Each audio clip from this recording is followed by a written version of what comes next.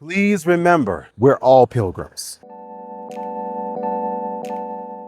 Grace and peace, everybody. Welcome to Sabbath School Study Group. My name is Chris Bailey. This is part number 3 of our 5-part series. In the effort to share Jesus with others, the idea of being a wandering child, that is not an isolated situation. Because of sin, we're now in this great controversy between good and evil, and we're all walking this path. And by choice now, we decide, who do we walk with? Are we walking with the Lord, or are we walking away from him? Well, the good news is that if I'm a pilgrim in a journey, I'm able to not just preach to people, but I can partner along right with other people. Because it says in Jeremiah 31 verse 15, "Thus saith the Lord, a voice was heard in Ramah, lamentation and bitter weeping. Rahel weeping for her children, refused to be comforted for her children because they were not." The idea of empathy, where I'm dealing with someone who is having an issue or somebody that I'm trying to reach out to, empathy is important. And in this parallel with where Rachel is weeping for those who have lost, we should first be willing to cry for someone who's hurting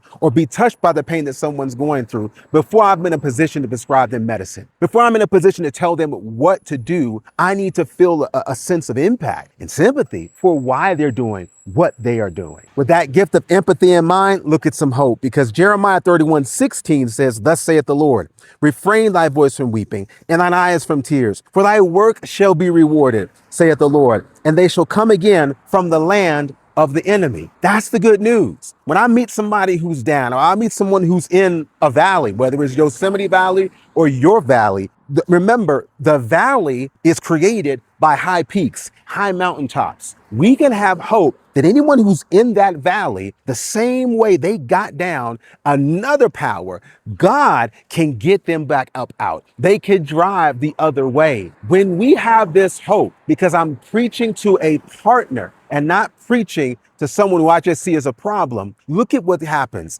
In the story of the Ethiopian eunuch, when he is confronted by Philip in Acts 8:31, he responds, the eunuch says, "How can I, except some man should guide me?" And he desired Philip that he would come up and sit with him, not in front of him just to preach, but with him to partner, with him to study. Philip knew that that brother didn't know what he was doing, but he first needed to let that brother see his need. And when he saw that Philip was willing and able and had the time, he said, "Come up here and sit with me." And when people get to that point, when our family, when our friends, when our associates and coworkers say, "Hey, can you come and sit with me?" That's the moment. And that may take months or even years to happen. But when it happens, what happened in Acts 8 is exactly what can happen with you and the person who asked you to sit with them.